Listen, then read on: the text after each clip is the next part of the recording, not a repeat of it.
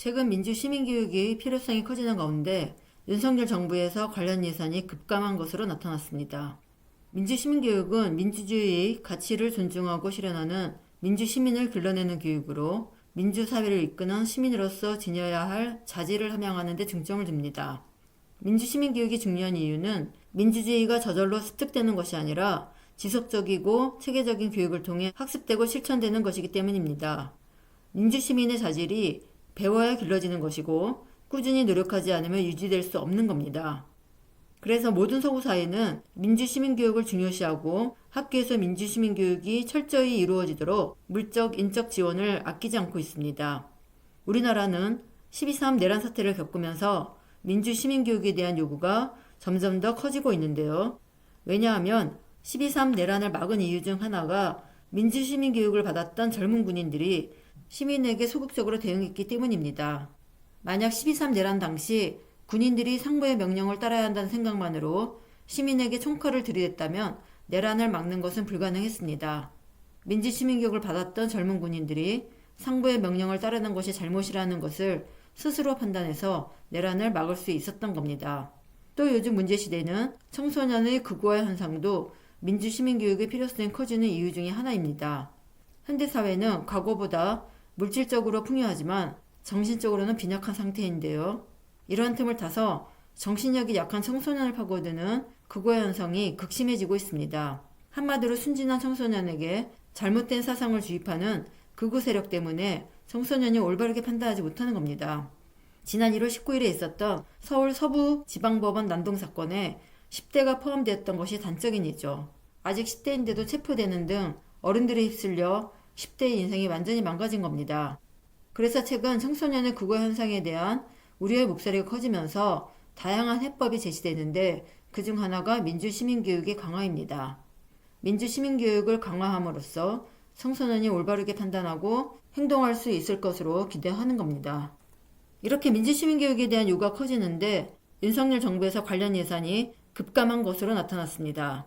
23일 국회 교육위원회 소속 김문수 더불어민주당 의원실이 교육부의 최근 5년 시민교육 관련 사업 예산을 분석한 결과 올해 관련 예산 규모는 6억 원입니다.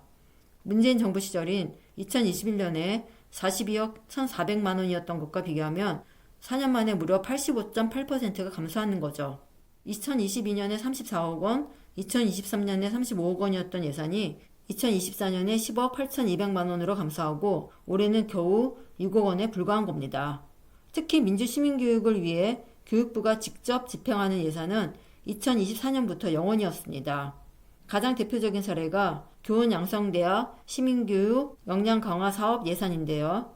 이 예산은 예비교사인 교대사범대 재학생의 민주시민교육 교수 역량 강화를 위해 해당 대학의 교육과정을 민주시민교육 중심으로 편성하도록 지원하는 겁니다. 문재인 정부 시절인 2019년부터 2022년까지 1차 사업을 마치고 2023년부터 3년 동안 2차 사업이 시작되었습니다. 하지만 윤석열 정부는 사업 도중인 2024년에 돌연 세수 감소를 이유로 예산을 끊었고 올해도 예산이 편성되지 않았습니다. 멀쩡히 진행되던 사업이 별다른 해명 없이 예산이 전액 삭감되고 올해도 예산이 편성되지 않은 겁니다.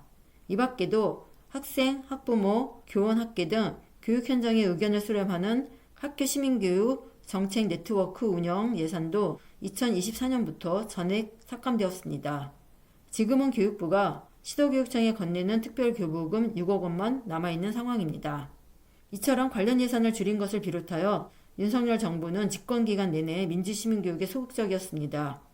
출범 초기인 2022년 9월에는 학생 자치활동 개선이나 평화통일교육, 선거교육, 학생 인권교육 등을 맡아온 교육부의 민주시민교육과를 없애고 인성체육예술교육과로 통합하였습니다.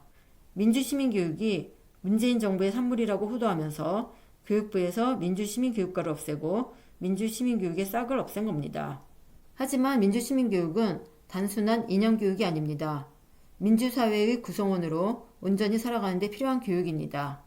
그래서 민주시민교육이 이념교육으로 곡해되는 것을 막고 안정적으로 시행될 수 있도록 민주시민교육법이 발의된 상태입니다. 사실 민주시민교육법은 1997년부터 15번이나 발의된 적이 있습니다. 매번 민주시민교육을 주관할 주체에 대해 합의가 이루어지지 않아서 법으로 제정되지 못한 상태입니다. 그러나 법으로 제정되어야 예산이 안정적으로 확보되고 정규 교육과정으로서 민주시민교육이 시행될 수 있습니다. 특히 민주시민교육은 유아기부터 학교교육으로 자리매김해야 하는데요. 왜냐하면 민주시민의 자질은 머릿속 지식이 아니라 오랜 기간 몸으로 체득된 태도와 가치관으로 드러나기 때문입니다. 즉 민주시민의 자질은 아는 것으로 그치지 않고 내면화하여 몸소 실천하는 것이기 때문에 어릴 때부터 습득하는 것이 필요합니다. 따라서 유아기부터 안정적으로 민주시민의 자질을 기를 수 있도록 차기 정부에서는 민주시민교육법이 반드시 통과되어야 합니다.